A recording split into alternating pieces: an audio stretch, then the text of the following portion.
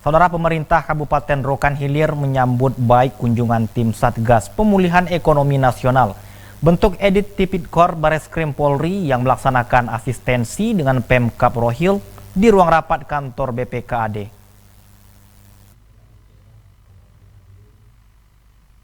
Kegiatan asistensi pemulihan ekonomi nasional Pemkab Rohil bersama tim Satgas Pemulihan Ekonomi Nasional Mabes Polri dipimpin langsung oleh Bupati Rohil Afrizal Sintong dengan menghadirkan seluruh kepala dinas untuk menyampaikan informasi terkait APBD dan serapannya untuk penanggulangan dampak COVID-19.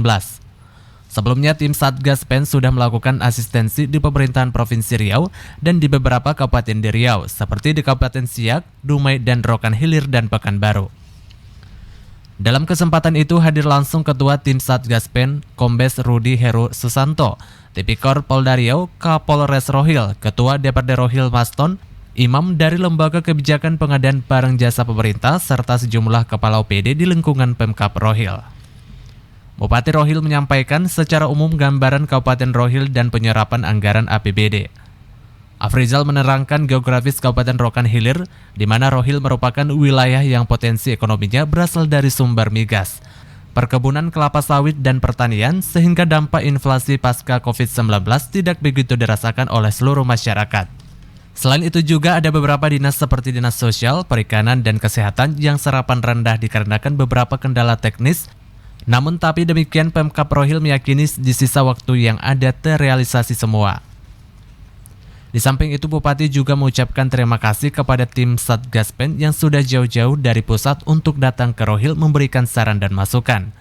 Bupati berharap dengan adanya kegiatan ini seluruh dinas dapat bekerja lebih cepat, tepat waktu, dan anggaran yang disalurkan tepat sasaran. Dari Dinas Sosial, juga ada di Dinas Perikanan dan Kelautan, dan ini ada beberapa. Pertama di sini saya secara umum saja ada di Dinas Sosial kemarin juga ada beberapa hal yang perlu kita sampaikan ini telah kita kerjakan, dan ini nanti terrealisasi penyerapan anggarannya ini di bulan 11 paling lama di bulan 12 ini selesai. Jadi ada berupa bantuan langsung tunai di Dinas Sosial. Jadi ini menyangkut data. Jadi ini diterima harus terdaftar di data DTKS namanya. Jadi data DTKS ini ada beberapa hampir 19.000 penerima. Karena ini ada beberapa hal yang aturan-aturan dari Dinas Sosial, maka data ini perlu disinkronisasi dan tetapkan di data DTKS. Kemarin juga ada uji sampel atau uji petik, nanti bisa dijelaskan oleh ahli sosial, ya.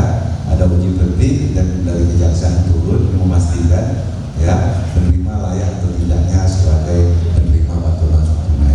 Dari hasil rapat ini saya berharap seluruh kepala OPD bisa bekerja lebih maksimal lagi. Jangan takut menggunakan, yang penting sesuai dengan aturan yang ada dan yang kita dapat hari ini jadi acuan dalam bekerja secara profesional dan cepat serta tepat sasaran. Sementara itu Ketua Tim PEN Mabes Polri, Kombes Pol Rudi Heru Susanto mengatakan, keberadaan Satgas PEN ini dibentuk saat adanya wabah COVID-19, di mana saat adanya COVID-19 banyak refocusing anggaran mulai dari kementerian sampai ke pemerintahan daerah yang angkanya mencapai triliunan. Tujuannya Satgas ini untuk memastikan besaran anggaran yang dikucurkan agar tepat sasaran, tepat guna, dan tidak dikorupsikan. Dijelaskan Rudi, Satgas PEN tugasnya memantau kegiatan itu supaya tidak dilakukan korupsi. Makanya Satgas melakukan asistensi untuk meminta data melihat serapan APBD serta memberikan solusi agar anggaran yang ada bisa segera dijalankan supaya ekonomi masyarakat sekitar dapat berjalan lancar dan menghindari adanya inflasi. Jadi kalau di sini Pak Polisi menjadi tindak pidana korupsi. Bapak Ibu sekalian, saya coba tidak sambutan, tapi saya akan menjelaskan langsung tentang keberadaan Satgas PEN.